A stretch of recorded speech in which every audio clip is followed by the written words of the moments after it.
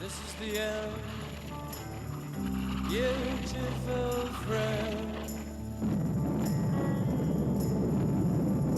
This is the end, my only friend. The end of our elaborate plans. The end.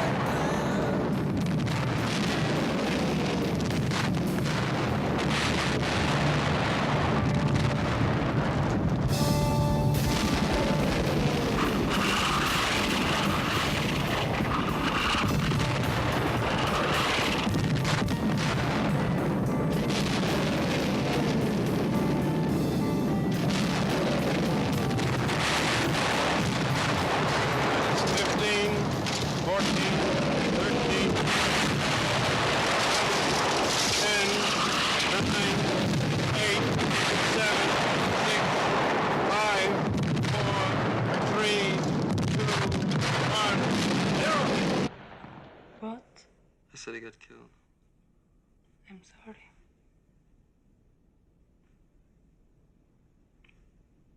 He was your friend.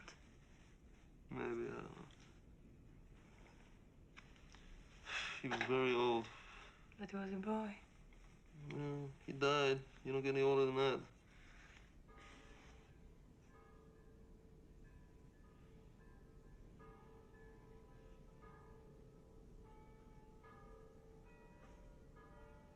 Where do you work?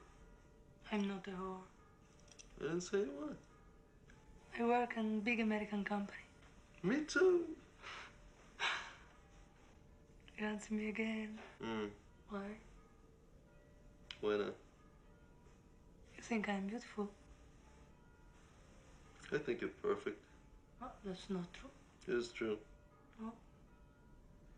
See? Jesus, how did you get? I read.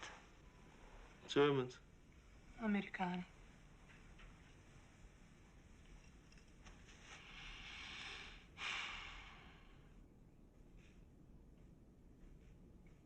You do not want me now.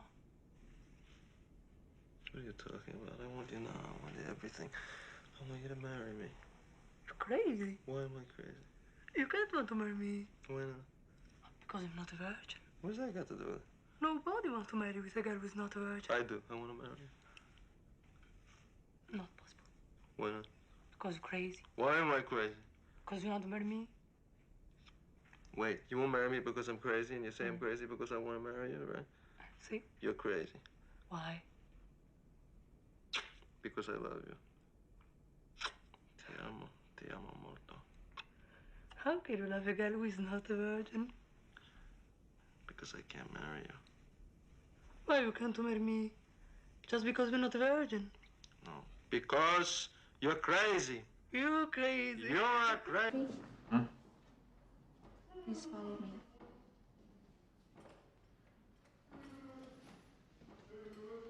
You may, Chief.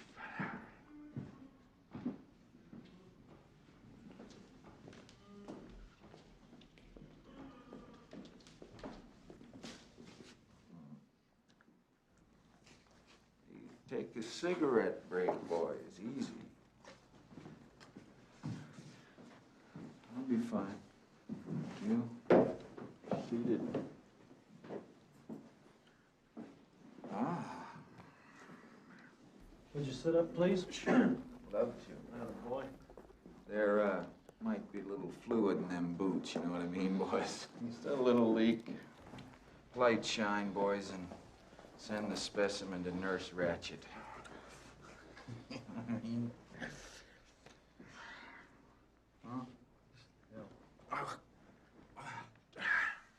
All right, out with your gum. Huh? Out with your gum.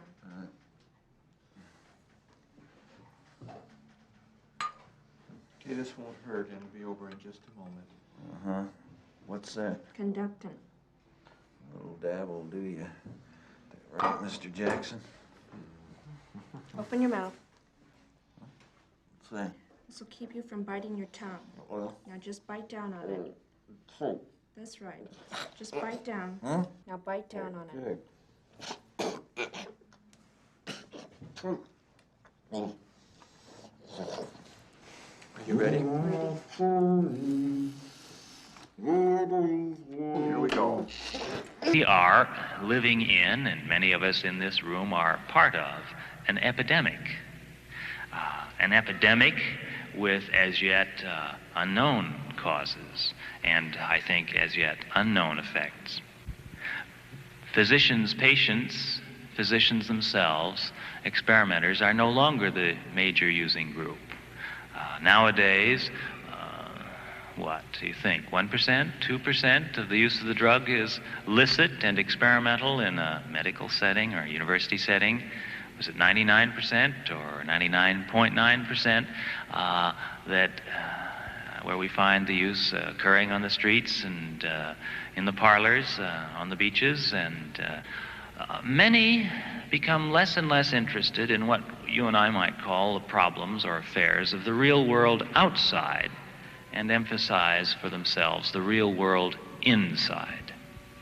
There are all kinds of issues which arise at this point, one of which is what happens if, at what is the critical level in a given society before we begin to have troubles in keeping the plows and machines going. The people who are inner-oriented will frequently say, the hell with the plows and the machines are what got us here in the first place. They may be right. First time was when I was at boarding school in the chemistry lab. I was in there cleaning it up. So I decided I'd do a little experimenting, you know. So I get all this stuff out and began mixing it up.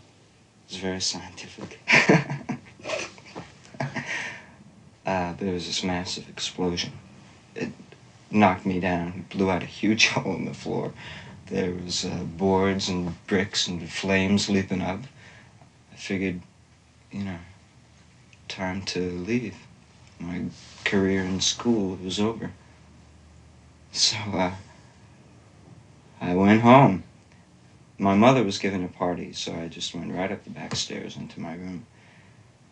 Turned out the light, and I got this funny feeling. The doorbell rang. I went out to the banister, and these two policemen came in, found my mother, and told her that I was killed in the fire. She put one hand up to her forehead, the other she reached out as if groping for support, and with this long sigh, she collapsed in their arms.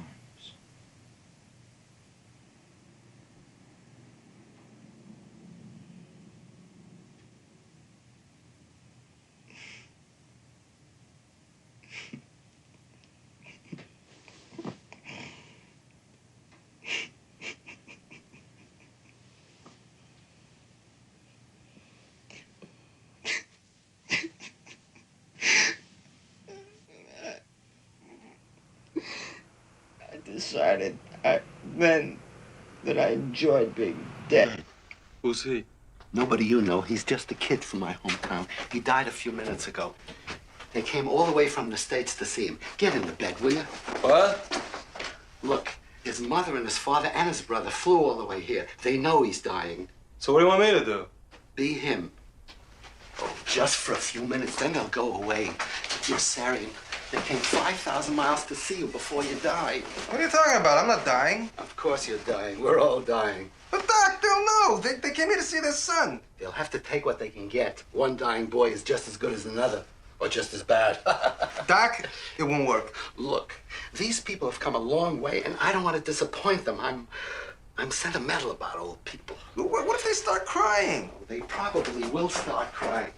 I'll wait right outside the door, and if it starts getting sticky, I'll come in and break it up. I don't think it's gonna work. Look, do this for me, and I'll do something for you. Will you ground me? You know I can't. What do you mean? You can fill out a slip that says I'm on the verge of a nervous collapse and send it to the group, can't you? Sure I can.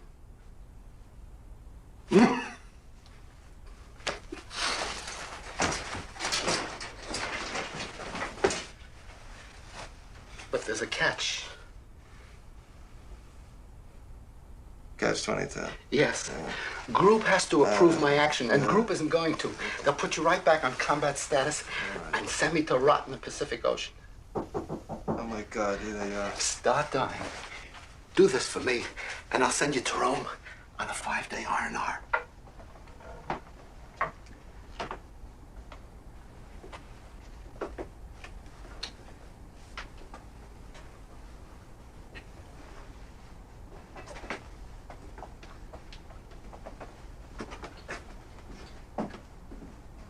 Terrible.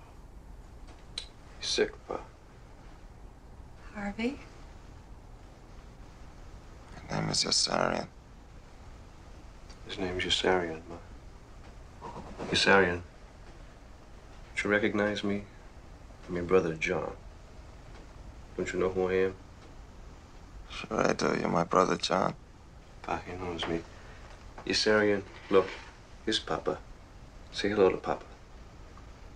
Hello, Papa. Hello, Harvey. His name's Yossarian, Pa. You look so bad. He's very sick, Pa. Doctor says he's gonna die.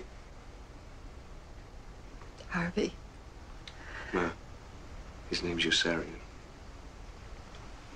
He doesn't remember things too good anymore. It's okay. She can call me Harvey if she wants to. Harvey?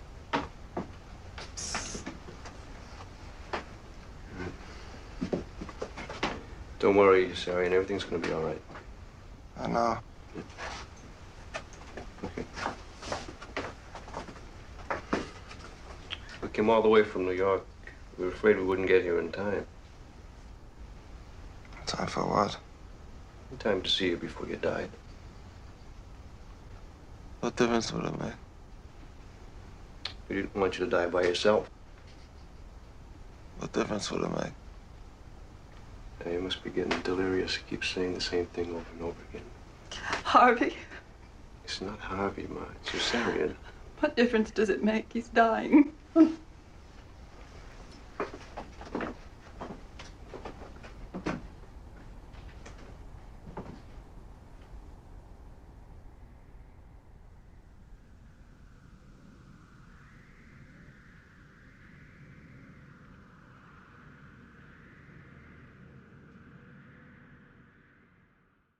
Sometimes people come stay for a while, you know. That's it. Not much, but, you know, just got whatever you need in there.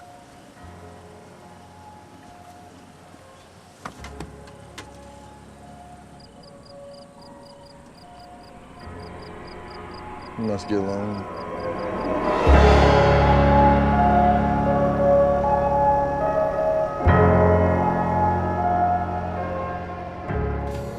June 8th.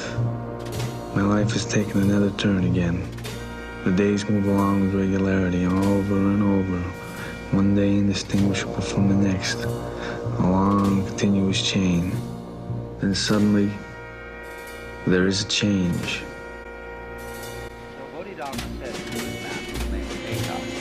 Bring out your mind here before me. I'll pacify. And Descartes said, when I look for my mind, I can't find it. Bodhidharma said, there, it's pacified. Hey, Travis, this here's Easy Now, Andy. somehow He's this a traveling answers salesman. Descartes' How question. you doing, Travis? And all then is stories like that. Now, one thing I must tell you about these stories. They are of the same nature as jokes. That is to say, a joke is told with the object of making you laugh. Laughter is not an intellectual thing. It is an emotional reaction. You got a 44 Magnum? And the point It's is the an expensive emotional weapon. reaction. That's all right. If, therefore, a joke is explained to you, you may laugh out of politeness, a throaty laugh, but you will not laugh spontaneously, a belly laugh.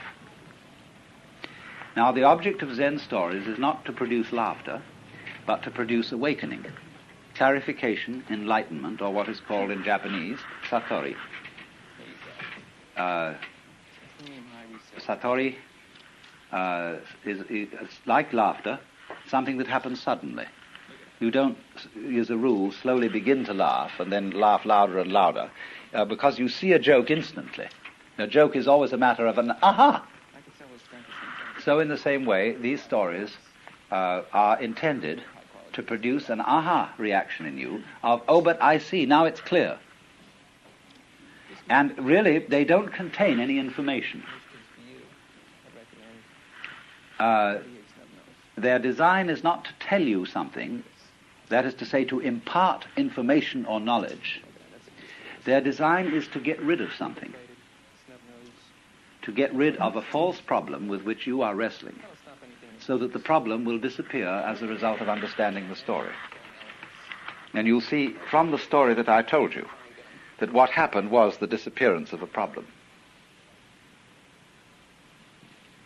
Because Eka, when he looked for his mind that was giving him so much trouble, couldn't find it. Now then, these stories go on in the most amazing ways. And I might retail a few, although some of them may be familiar to you. I'll try and choose ones that are probably less familiar.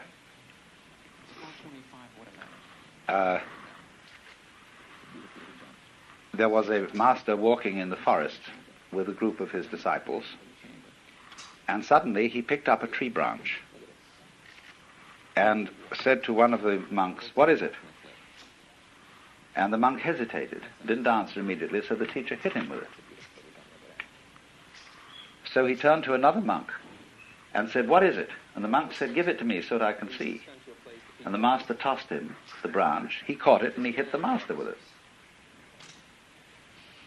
And so the master said, "Well, you got out of that dilemma."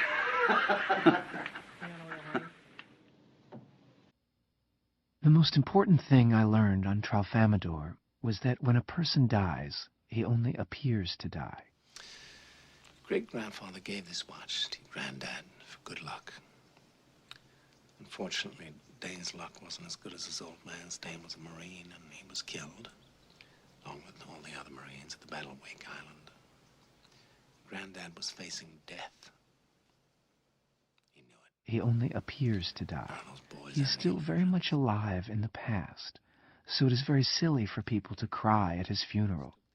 All moments, past, present, and future, always have existed, always will exist. The Tralfamadorians can look at all the different moments just the way we can look at a stretch of the Rocky Mountains, for instance. They can see how permanent all the moments are, and they can look at any moment that interests them. It is just an illusion we have here on Earth, that one moment follows another. To your infant father, his dad's gold watch. This watch. When a Tralfamadorian sees a corpse, all he thinks is that the dead person is in a bad condition. This watch was on your daddy's wrist when he was shot down over Hanoi. He was captured, put in a Vietnamese prison camp. He knew that if the gooks ever saw the watch, it'd be confiscated, taken away. The way your dad looked at it, this watch was your birthright. You'd be damned if any slope's gonna put the greasy yellow hands on his boy's birthright. So he hid it. In one place he knew he could hide something, his ass. 5 long years he wore this watch, up his ass. Then he died of dysentery. Billy survived, but he was a dazed wanderer far behind the new German lines. 3 other wanderers, not quite so dazed, allowed Billy to tag along. 2 of them were scouts, and 1 was an anti-tank gunner. They were without food or maps. Avoiding Germans, they were Yeah, you keep those. He would have wanted you to have them. Was he good at anything? Yeah, he was the best motorcycle rider I've ever seen in my life. Best. Yeah? Best. Never seen another one like him. Best. He was like nothing. Where? You guys good friends? Yeah, I think we were. You still got his bike?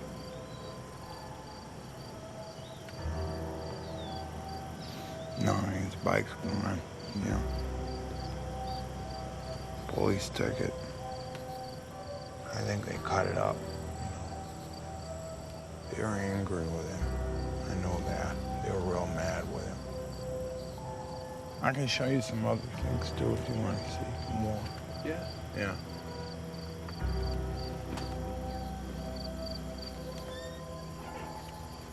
Why don't you put the glasses on? For sure, he would have said they were left there for you. No doubt. Put them on if you want. Go on. Put them on. Come on, I'll tell you. Yeah. Yeah. Yeah. Yeah. You're calling him back.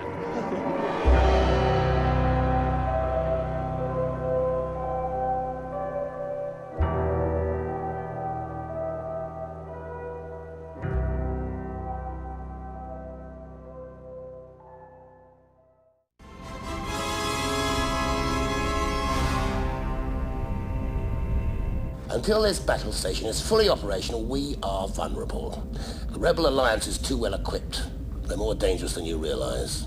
Dangerous to your Starfleet, Commander, not to this battle station. The rebellion will continue to gain us support in the Imperial Senate. The Imperial Senate will no longer be of any concern to us. I have just received word that the Emperor has dissolved the Council permanently. The last remnants of the old Republic have been swept away. That's impossible. How will the Emperor maintain control without the bureaucracy? The regional governors now have direct control over their territories.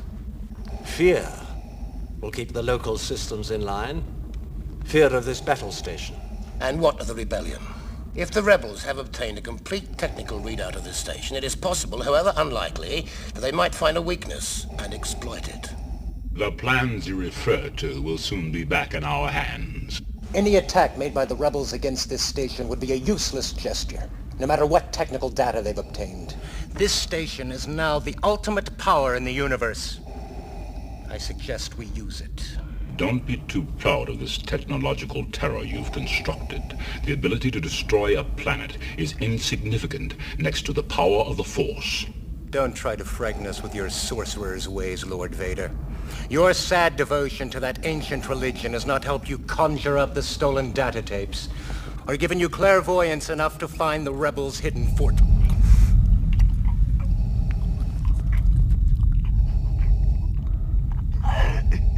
I find your lack of faith disturbing. Enough of this. Vader, release him. As you wish. This bickering is pointless. Now, Lord Vader will provide us with the location of the rebel fortress by the time this station is operational.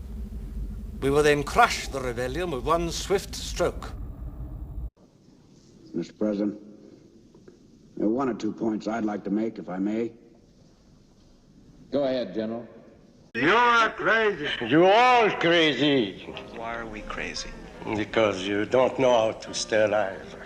That's the secret of life. But we have a war to win.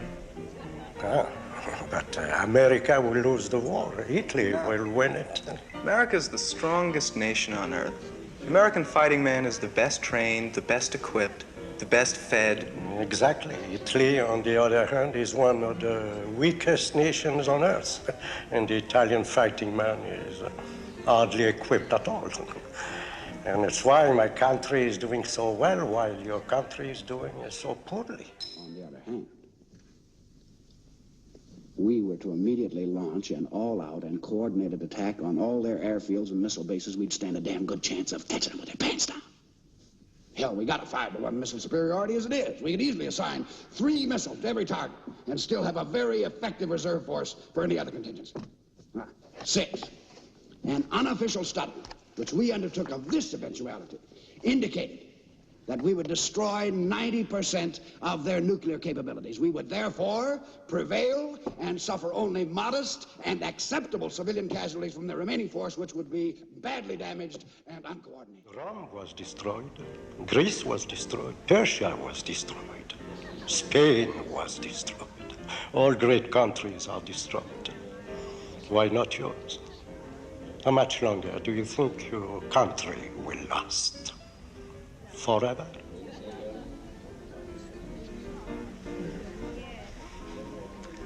Well, forever is a long time, I guess. Very long. Don't you have any principles? Oh, of course not. No morality? Oh, I'm a very moral man. And Italy is a very moral country. That's why we will certainly come out on top again if we succeed in being defeated. You talk like a madman. But I live like a sane one. Depending on the breaks. I will not go down in history as the greatest mass murderer since Adolf Hitler. Perhaps it might be better, Mr. President, if you were more concerned with the American people than with your image in the history books. General Turgison, I think I've heard quite sufficient from you. Thank you very much.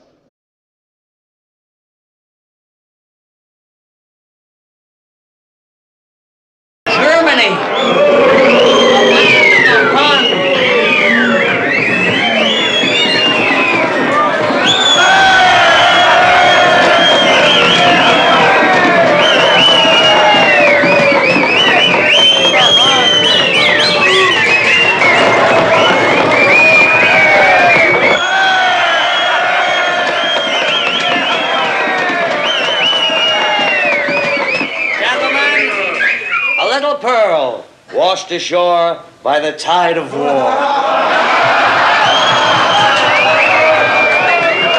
Sagt den Herrschaften guten Tag. Guten Tag. Hey, talk in a civilized language! It's true, the little lady has her limitations. As a matter of fact, she has absolutely no talent at all. Except that is, well, maybe a little, natural talent.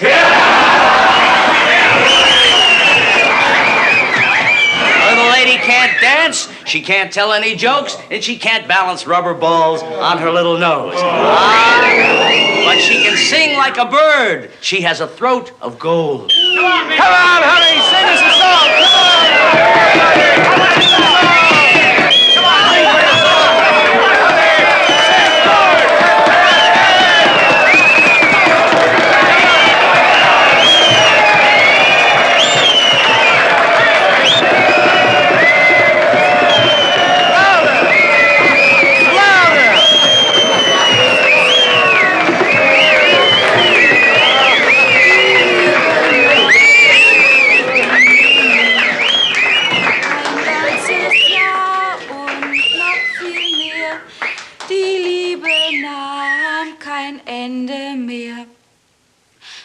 Und als man ihm die Botschaft bracht, dass sein Herzliebchen im Sterben lag, da ließ er all sein Hab und Gut und eilte seinem Herzliebchen zu.